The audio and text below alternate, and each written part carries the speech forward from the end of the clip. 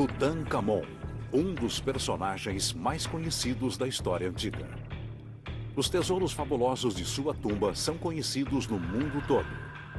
À primeira vista, Tutankhamon foi sepultado de forma impecável, enviado à vida após a morte, num estilo suntuoso digno de um faraó. Mas uma equipe internacional de egiptólogos está intrigada. A múmia de Tutankhamon é muito peculiar. É uma das mais estranhas que eu já vi. O trabalho da equipe revela que nem tudo foi feito como deveria ter sido. É chocante analisar o sepultamento de Tutankhamon. Ele era jovem, mas deveriam estar preparados para sua morte. Quando vemos os tesouros de Tutankhamon sob o aspecto científico, a lenda começa a ser revelada. A explicação para o mistério pode estar numa batalha pelo poder digna de um filme do século XXI.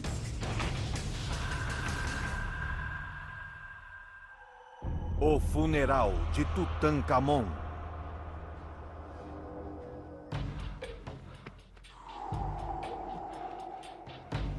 Egito, 1323 a.C. Um mensageiro corre pelo deserto. Ele traz uma notícia chocante. O jovem faraó Tutankhamon está morto. Esta é a história de uma das mais famosas tumbas da história e a corrida para suceder o faraó que foi sepultado nela. Os antigos egípcios levavam o enterro de seus reis muito a sério. O faraó devia ser mumificado, sepultado em um sarcófago impressionante e acomodado juntamente com todos os itens necessários para a sua jornada à vida após a morte. Isso era crucial para o faraó assumir seu local de direito entre os deuses. Se o faraó não estivesse junto aos deuses, não poderia transmitir a eles nossas necessidades, nem transmitir a nós os desejos deles. Ou seja, se o faraó não chegasse corretamente ao céu, nosso mundo iria parar totalmente.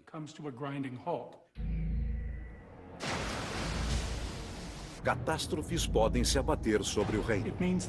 O sol não nasceria no dia seguinte, a lua não ia crescer e decrescer, a colheita seria perdida, a vida acabaria e todos morreriam. O cumprimento de todas as etapas do sepultamento de um faraó requer tempo e planejamento. Segundo a tradição, Tutankhamon deveria ser mumificado em um processo que levaria 70 dias, após os quais ele deveria ser sepultado. Seu corpo mumificado existe até hoje. Salima Ikram é uma das maiores especialistas mundiais em múmias do Antigo Egito. Radiografias da múmia de Tutankhamon revelam que nem tudo correu bem no sepultamento do jovem faraó. A múmia de Tutankhamon é muito peculiar. Eu já examinei muitas múmias reais da 18ª e 19ª dinastias e ela difere totalmente. Parece ser uma mumificação de baixa qualidade, o que é estranho diante de uma vestimenta tão boa e de itens de altíssima qualidade. Então, por que a mumificação foi tão ruim? Os antigos egípcios também mumificavam animais usando técnicas similares. Salima aplicará o processo em uma ovelha para demonstrar o que há de tão incomum na múmia do rei Tut. A primeira parte da mumificação é a remoção dos órgãos internos. Num ser humano, supondo que seja uma pessoa deitada, é feito um pequeno corte no lado esquerdo do corpo. Tutankhamon é bem diferente de qualquer outra múmia real da 18ª dinastia, porque tem um grande corte que vai do umbigo até a lateral esquerda. E isso era inusitado. Cortes abdominais grandes tornaram-se comuns na 26ª dinastia, mas Tutankhamon morreu mais de 650 anos antes. Salima começa removendo os órgãos internos. Firme. Aí está o fígado saindo. Está bem preso e é escorregadio.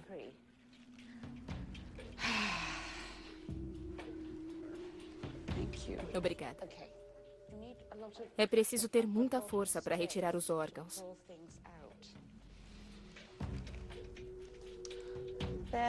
Aí vem eles. Todos os órgãos internos saindo da forma que deve ser.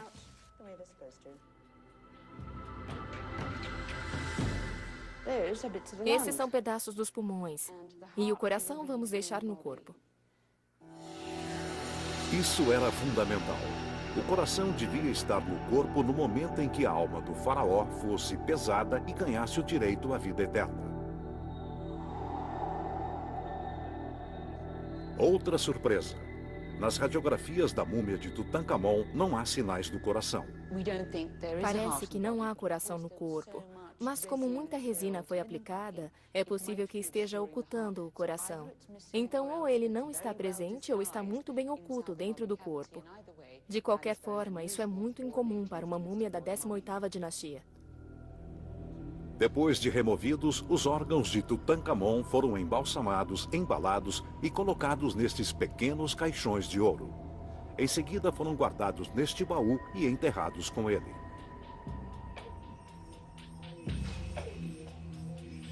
Após a evisceração, vem a dissecação. É preciso limpar a carcaça e secá-la. Assim como a ovelha, Tutancâmon teria sido lavado com água e vinho de palmeira para desinfetar o corpo. A cavidade é preenchida com natrão, uma mistura natural de sal e bicarbonato de sódio. Em seguida, todo o corpo é coberto pelo produto. Um travesseiro para a ovelha. O processo de secagem dura 40 dias. O natrão absorve toda a umidade e gordura do corpo. Neste ponto, mais uma vez, há indícios de que a mumificação não foi feita da maneira correta. O corpo já tinha começado a deteriorar. Pode ser que ele tenha morrido em um lugar onde o procedimento não pôde ser feito porque eles não tinham natrão. Isso dá margem a uma hipótese interessante. Tutancâmon pode ter morrido numa batalha ou durante uma caçada, mais longe do Vale do Nilo, onde não havia acesso imediato a embalsamadores treinados. Eles fizeram o melhor possível e o levaram ao Vale do Nilo.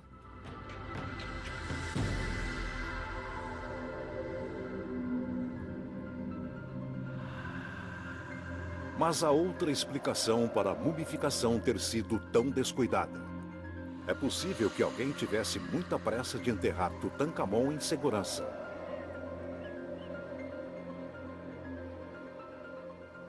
O especialista em política do Antigo Egito, Peter Brand, estudou as consequências da morte de Tutancâmon. A morte de Tutancâmon levou o Egito a uma crise política e militar. Eles tinham acabado de perder uma grande batalha contra um império hitita e então o rei morreu. E Tutancâmon não tem herdeiros. Assim, tem início uma verdadeira corrida no Vale do Nilo. O objetivo é enterrar rapidamente o faraó e tomar o trono.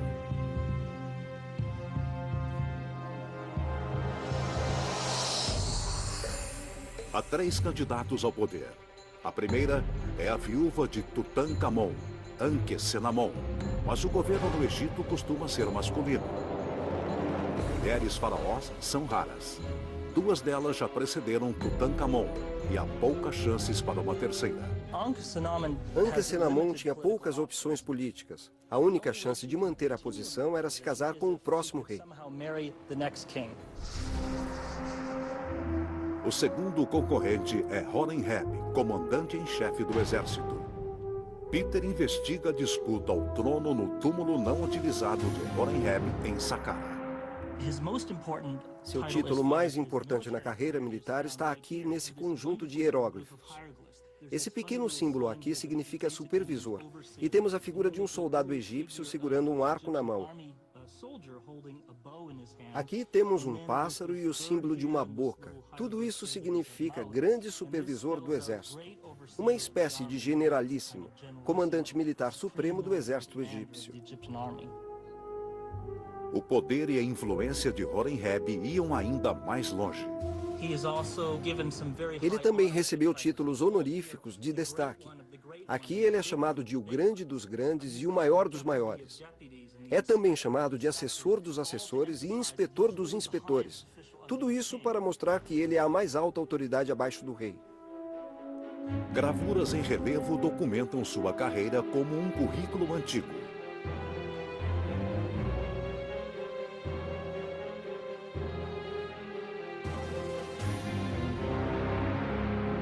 Mas a inscrição mais importante está quase escondida no fundo da tumba. Esses hieróglifos dizem que ele foi indicado como o herdeiro aparente do trono. Significa que ele era o herdeiro oficial de Tutankhamon.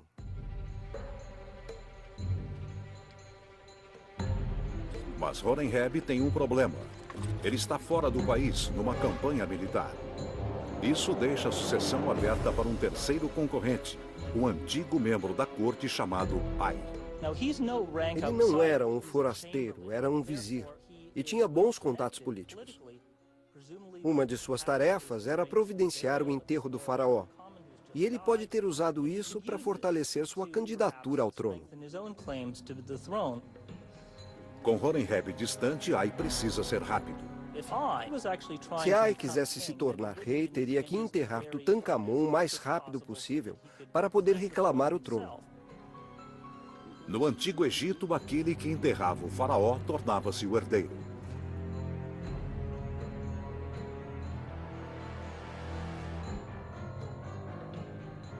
Tutankhamon está a caminho da paz eterna, mas deixou para trás várias facções rivais. Isso levaria a viúva a tomar uma decisão desastrosa que mergulharia o Egito em uma crise ainda maior.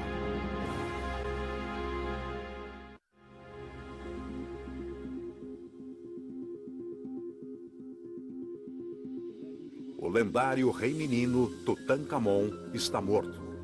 A primeira etapa de sua mumificação está sendo realizada. Na disputa para sucedê-lo, Ai pode ter visto uma grande oportunidade de fortalecer sua candidatura ao trono.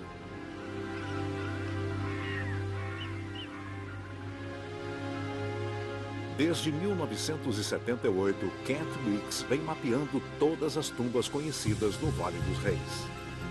A história da tumba de Tutankhamon mostra que Ai se utilizou de uma manobra política notável. Kent se recorda da primeira vez que entrou na tumba de Tutankhamon. Por ter visto outras tumbas antes desta, eu estava esperando ver uma coisa grandiosa. Milhares de metros quadrados dedicados ao mais famoso dos governantes.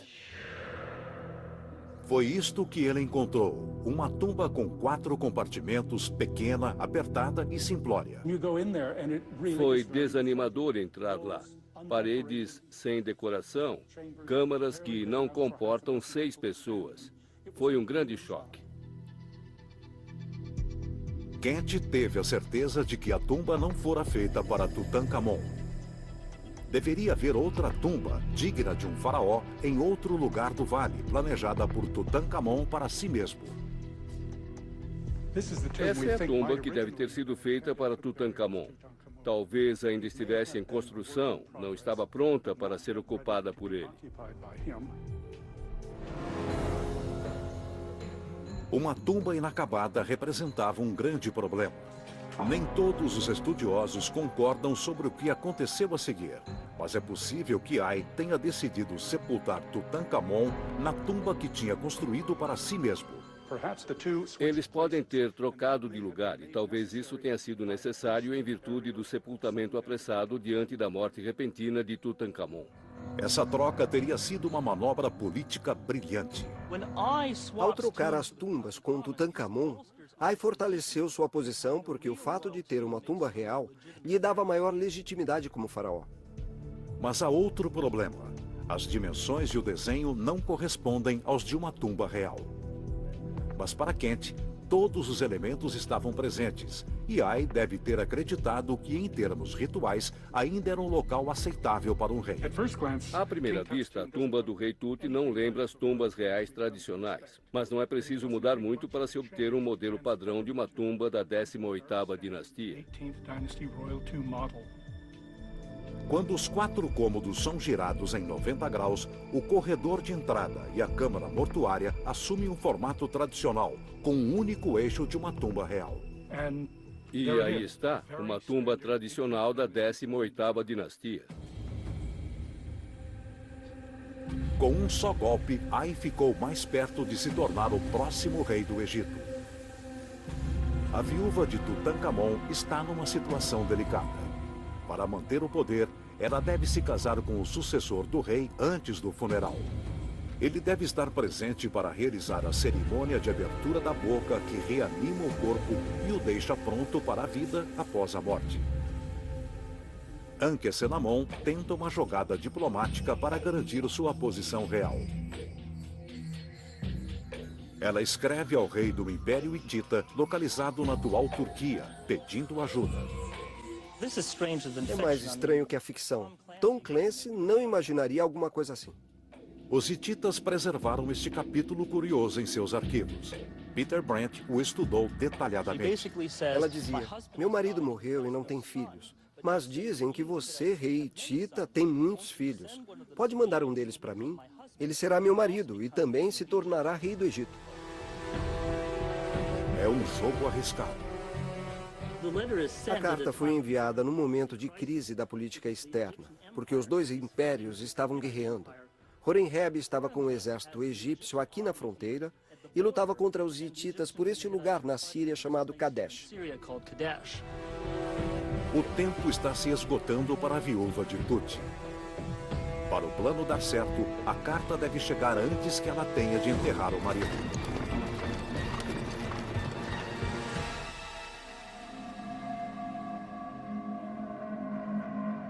Enquanto Ankhesenamun espera seu príncipe, um exército de escultores trabalha nos milhares de objetos que Tutankhamon terá de levar em sua jornada à vida após a morte. Mas aí tem um outro problema. Reza a tradição que o caixão de Tutankhamon seja colocado dentro de um sarcófago, mas ele não possui nenhum.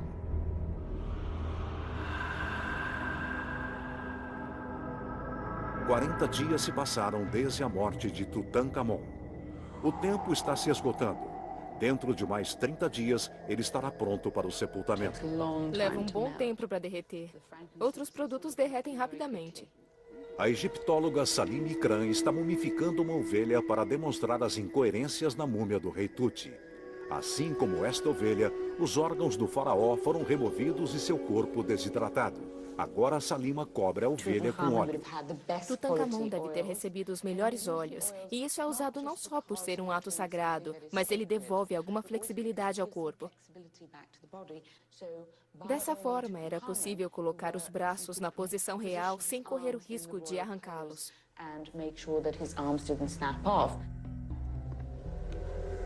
Em seguida, o corpo é impermeabilizado com resinas aquecidas, normalmente frankincenso e mirra.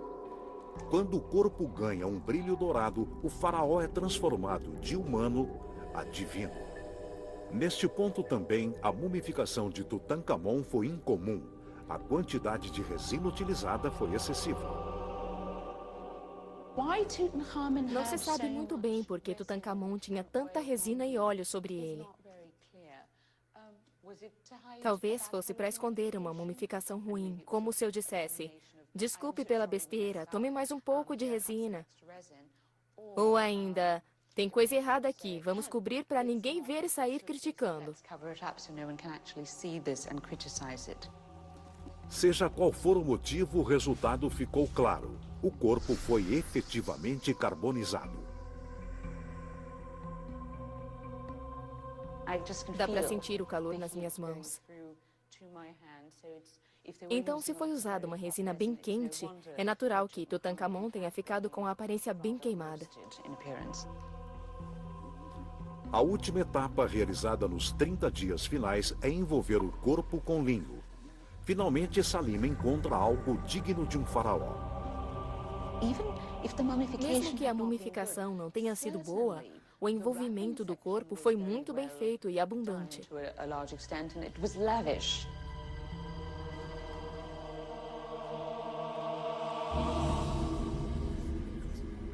A mumificação da ovelha está terminada. A múmia de Tutankhamon será colocada em um magnífico caixão de ouro.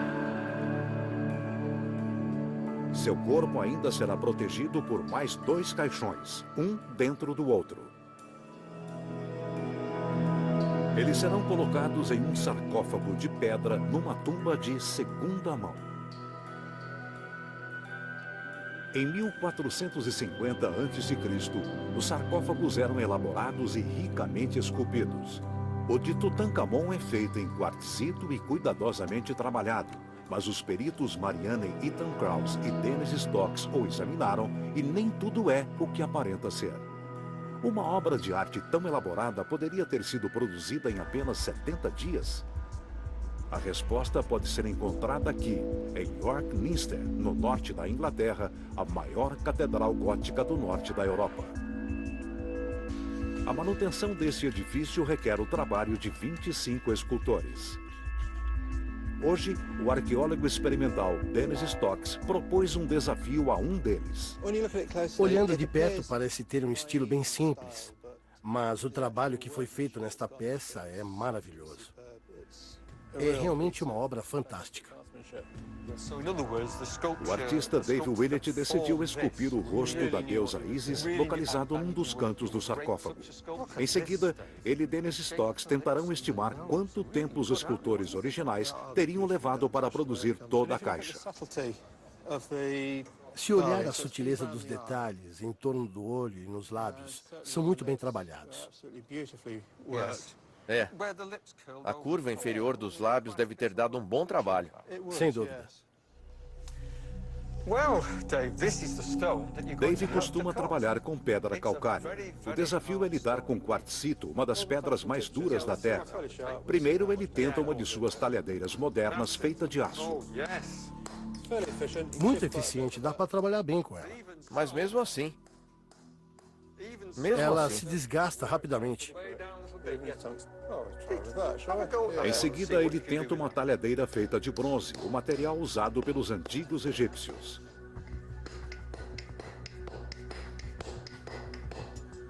Mal chega a tocar. Mas ele não usará nenhuma delas. As pesquisas feitas por Dennis sobre as técnicas utilizadas pelos antigos egípcios indicam que eram usadas ferramentas feitas de pedra.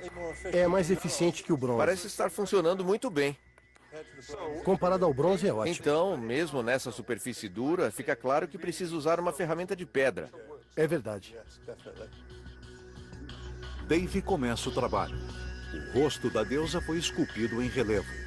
Assim, uma vez desenhado, é preciso remover todo o restante. Será um processo muito trabalhoso.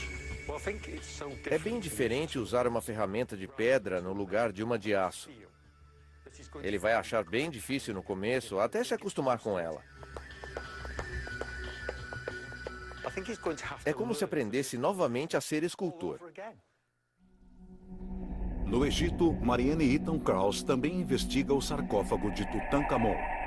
Durante anos, ela estudou fotografias intrigada com as inconsistências nas 4 deusas aladas.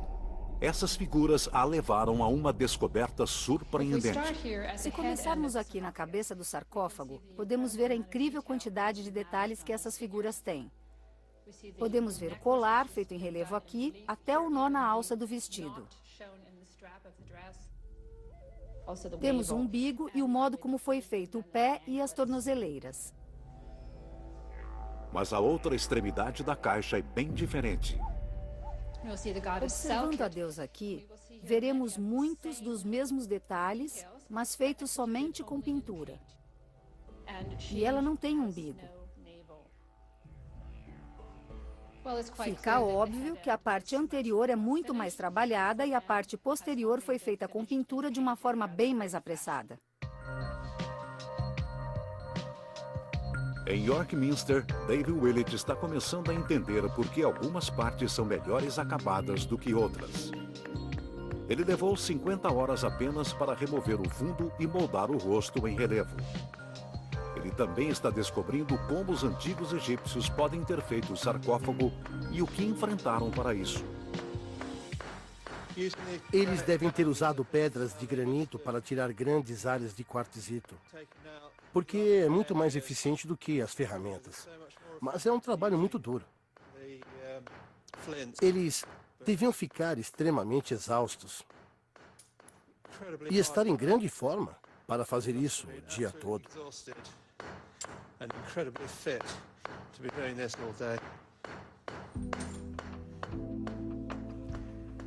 O arqueólogo Dennis Stocks está tentando estimar quanto tempo seria necessário para fazer todo o sarcófago. Antes de começarem a esculpir, os antigos egípcios teriam primeiro de escavar o interior do bloco de quartzito. Usando brocas tubulares de cobre, com um arco para girá-las e areia abrasiva para escavar, e 3 equipes trabalhando 8 horas por dia, eu acho que levariam 536 dias, que são praticamente equivalentes a 18 meses.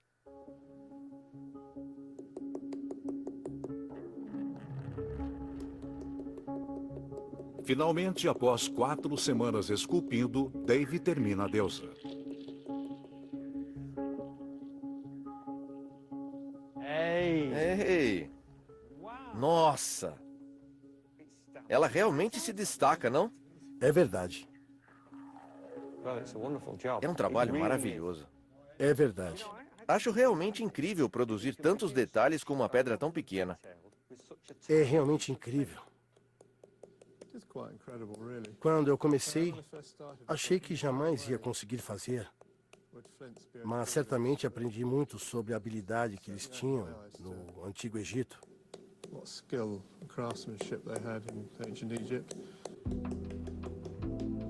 Com base no próprio trabalho, Dave estima que um homem sozinho levaria 6 anos para fazer todo o sarcófago.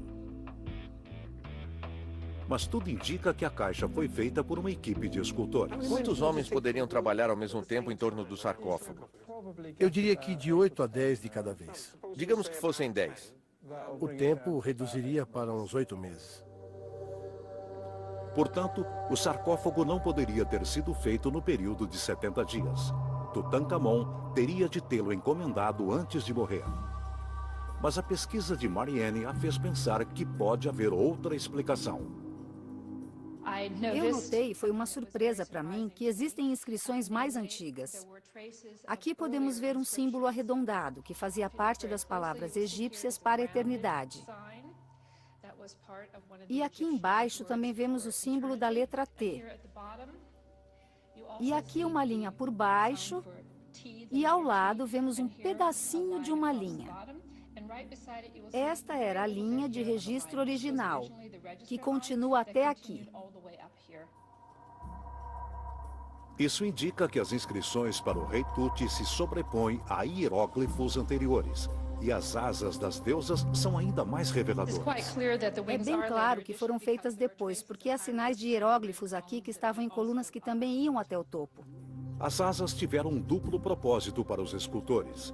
Elas esconderam as inscrições originais e deixaram uma área menor para ser refeita. Eu diria que foi uma solução prática. Essa decisão foi tomada simplesmente porque poupava tempo. As descobertas levam a uma conclusão dramática. Acredito que o sarcófago não foi feito para Tutankhamon, mas para um de seus predecessores.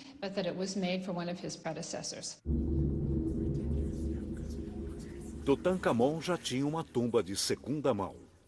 Se nem o sarcófago era dele, talvez o restante dos famosos tesouros nunca tenham pertencido a ele.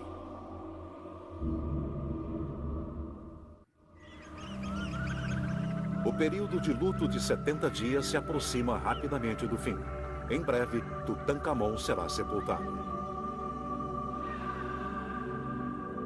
Ankhesenamon ainda aguarda notícias do rei Tita. Ela espera a chegada de um príncipe para reclamar o trono como seu consorte.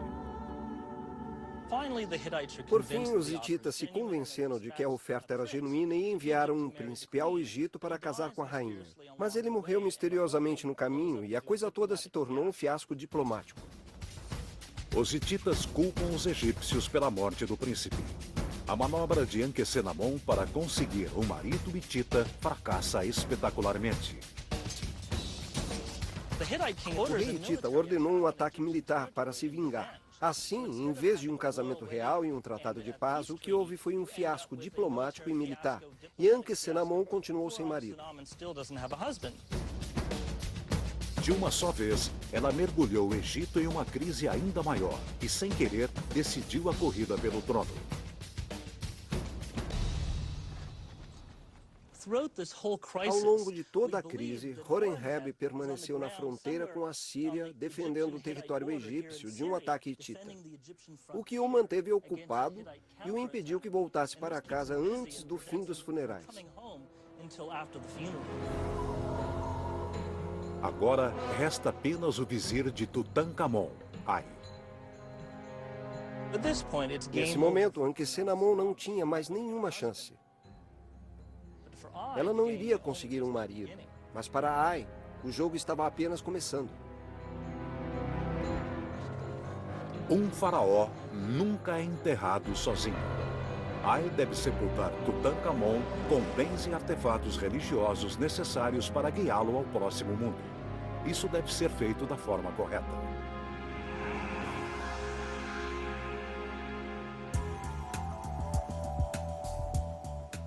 No entanto, uma pesquisa realizada a 4.000 quilômetros de distância indica que esses preparativos também foram incomuns. Aqui, no Instituto Griffith, em Oxford, o egiptólogo Nicholas Reeves examina as fotografias originais dos tesouros de Tutankhamon encontrados por Howard Carter em 1922. Nicholas quer saber quantos itens do tesouro foram reaproveitados, a exemplo do sarcófago. Eu achava que conhecia muito bem a tumba de Tutankhamon, mas quando comecei a observar mais os detalhes, passei a vê-la de uma forma totalmente diferente. Nicholas examina as várias joias encontradas na tumba. Ele descobre que o nome de Tutankhamon inscrito em cartuchos ovais parece substituir outro nome. E, além disso, os títulos que o acompanham não são dele. Esses dois primeiros hieróglifos são os epítetos Eka-Nefer, bom governante. Eles nunca foram usados por Tutankhamon. Os epítetos correspondem a outra pessoa, na verdade, Akhenaton. Akhenaton era pai de Tutankhamon e famoso herético. Ele abandonou o culto aos deuses tradicionais em favor de um único deus, esmagando o poder dos sacerdotes. A conclusão é que muitas dessas joias foram feitas para outra pessoa e somente mais tarde inscritas com o nome de Tutankhamon. Nicholas examina os tesouros mais famosos de Tutankhamon. O caixão externo possui um detalhe intrigante. Ele possui essas extraordinárias lapelas na frente, num efeito trançado. Esse penteado singular era usado por apenas um homem, Akhenaton. E Nicholas encontra evidências de cartuchos alterados no segundo caixão. Mas sua descoberta mais importante se refere à famosa máscara de Tutankhamon. Ele fica intrigado com uma linha visível de junção. Claro que poderia ser uma característica da forma como produziam esses objetos, mas acho que não é. Ele examina então como a máscara foi feita. A decoração na peruca é vidro azul, mas a decoração na face é lápis lazuli. Isso indica uma alteração, uma atualização da máscara. Isso o leva a uma conclusão surpreendente. Eu diria que esse é o rosto de Tutankhamon. No entanto, eu não acho que a máscara em si foi feita para ele.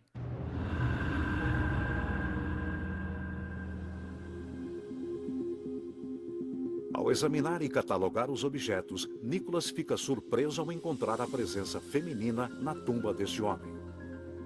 Algumas das estátuas possuem um formato feminino, e estas peças esculpidas na forma da cabeça de um faraó também possuem um aspecto feminino.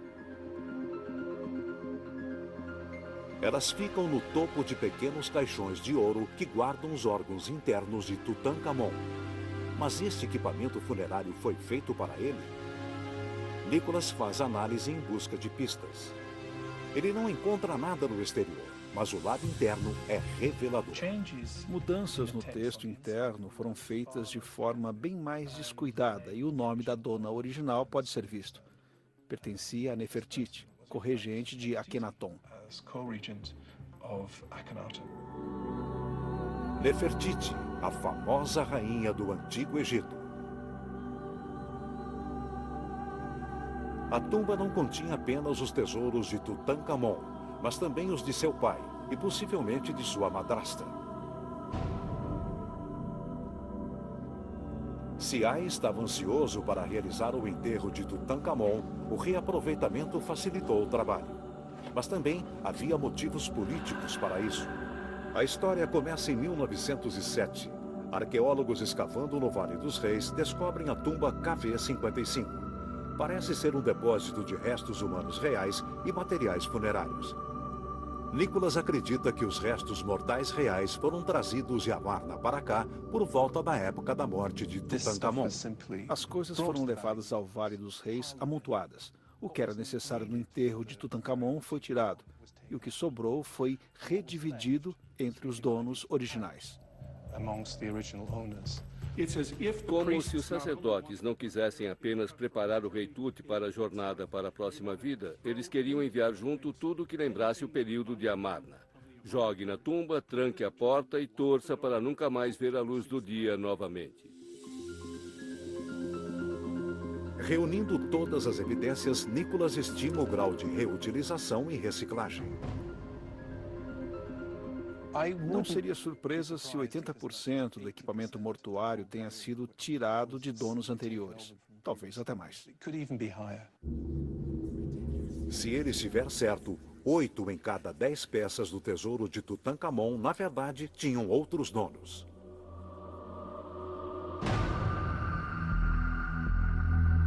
Museu Egípcio no Cairo. Aqui, lado a lado, estão os 4 relicários de ouro encontrados na tumba. Este aqui tem o tamanho de um carro grande. Há anos, eles fascinam o egiptólogo Zahi Hawass. Os relicários são os artefatos mais notáveis encontrados na tumba. Eles protegiam a múmia. O rei está descansando em paz. Eles fazem parte do maquinário mágico necessário para enviar o rei Tut em sua jornada à vida após a morte. Mas, novamente, as coisas não são como deveriam ser. A múmia de Tutankhamon, acomodada em seus 3 caixões, foi colocada dentro do sarcófago de segunda mão. Em seguida, o primeiro dos 4 relicários foi montado em torno dele. Por fim, 3 outros foram construídos, encaixando-se um dentro do outro como um conjunto gigante de bonecas russas. Os relicários, compostos de 51 peças, são decorados com textos funerários e deuses. Antes do relicário externo, um tecido de linho cobre uma estrutura em forma de caixão. O tamanho deve ter sido o grande desafio para os construtores. Na pequena câmara mortuária subterrânea, não havia mais de que 1 metro de folga de cada lado. E a única referência existente eram pequenos hieróglifos claramente visíveis no segundo relicário. Os sinais estão em preto. Mostra como essa peça se encaixava nesta. E como essa peça se encaixava nesta. Assim foi possível reconstruir perfeitamente o relicário. Vejam só. Esse sinal e esse sinal de novo. Esse sinal e esse sinal. Foi assim que os operários reconstruíram isso. Foi uma tarefa monumental, com algumas peças pesando até meia tonelada. Não dá para imaginar como eles fizeram todo esse trabalho num espaço tão pequeno.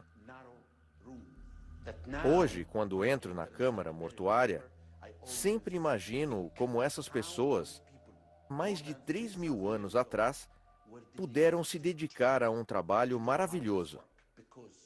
Acho que era porque elas queriam que o garoto de ouro subisse com seu trono para ser um deus.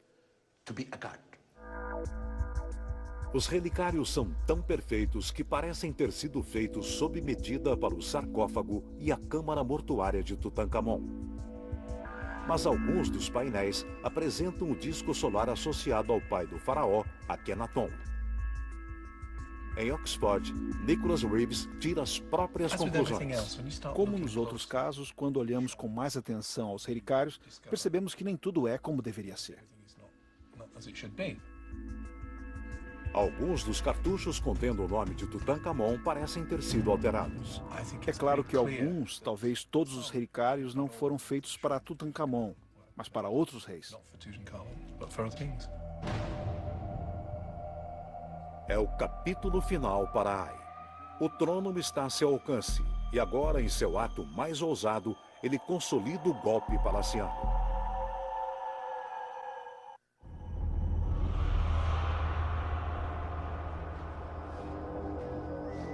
Os últimos tesouros são levados ao Vale dos Reis para serem sepultados com Tutankhamon.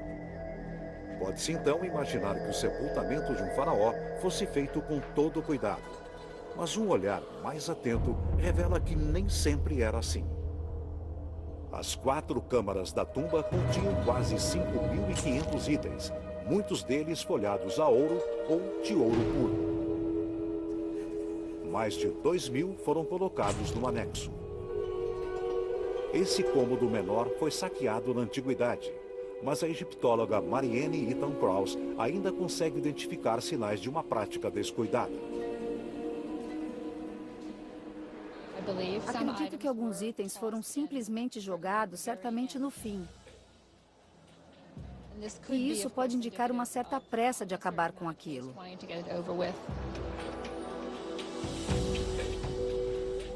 Marianne estuda o desenho da anticâmara feito por Carter quando a encontrou em 1922.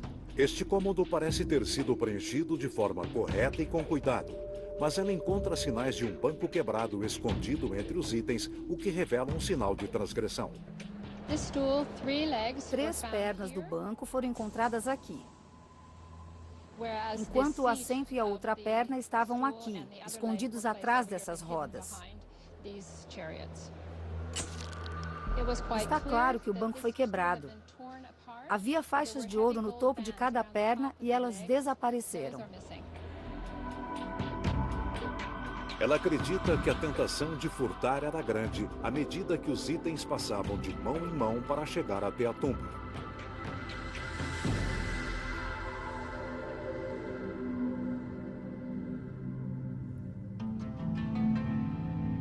Uma das principais características de uma tumba real são as pinturas nas paredes. Cenas do mundo dos mortos guiando o faraó em sua jornada à vida após a morte. Esta é uma coisa que não poderia ser reaproveitada. A perita em arte egípcia Betsy Bryan investiga como isso foi feito. Ela busca evidências de que Ai tinha pressa em terminar a tumba. Essa pequena tumba foi um desafio para as pessoas que trabalharam aqui. O aspecto mais incomum para uma tumba real é que todas as figuras têm quase o tamanho natural. São muito maiores do que se esperaria para uma tumba tão pequena. E isso mostra que tiveram muito pouco tempo para fazer isto.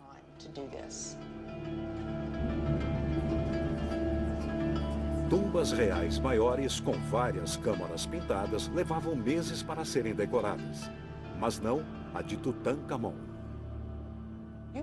Dá para decorar esta câmara com todos trabalhando em uns 2 dias. E não é preciso muita gente.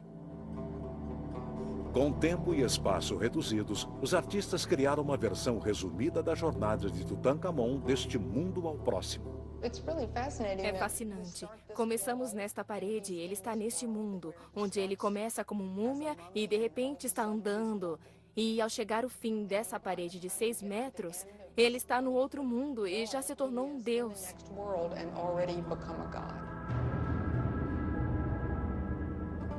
Betsy não tem dúvidas quanto à qualidade do trabalho. Eu diria que é um trabalho medíocre. É bem descuidado, para dizer o mínimo. Mas uma cena diferencia esta tumba de qualquer outra. Em uma manobra definitiva, um homem assume o trono, na conclusão da história para sempre gravada na parede da tumba de Tutankhamon. O que temos aqui é a cerimônia de abertura da boca, realizada pelo sucessor de Tutankhamon. Isso é totalmente inédito, sobretudo numa tumba real. E, obviamente, foi feito pelo sucessor, numa clara reivindicação do trono.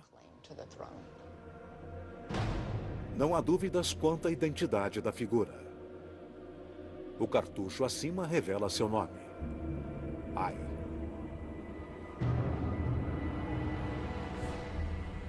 Ai superou os concorrentes e se tornou faraó. Sem dúvida, é uma declaração de legitimidade. É uma forma de dizer, eu sou o herdeiro, da forma mais grandiosa e chamativa possível.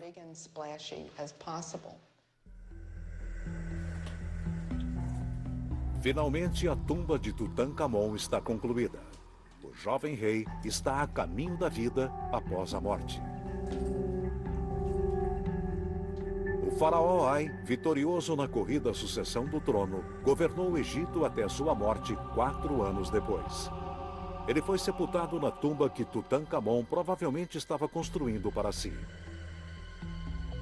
Horemheb finalmente conquistou o poder que lhe era devido e se tornou faraó após a morte de Ai. Talvez numa tentativa de reafirmar a própria legitimidade, ele destruiu quase todos os sinais de Ai e Tutancamon. E o que ocorreu com a viúva Ankhesenamon? Algumas evidências indicam que ela se casou com Ai, mas em seguida desapareceu da história. Toda a história da sucessão de Tutancamon mostra que a política é o maior dos jogos e as pessoas jogavam para valer, especialmente naquela época. Tutancamon não foi um dos maiores faraós do Egito. Ele é tão conhecido hoje somente porque sua tumba permaneceu quase 30 séculos virtualmente intocada. Um trabalho de investigação do século XXI revelou que seu sepultamento foi apressado. A reutilização de objetos foi total, enquanto pessoas poderosas competiam pelo trono vago. A análise dessa famosa tumba nos trouxe outra revelação. Uma visão surpreendente do esplendor representado pelo Antigo Egito.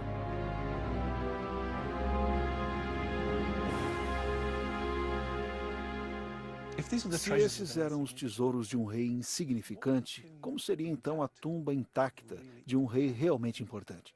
Só podemos imaginar.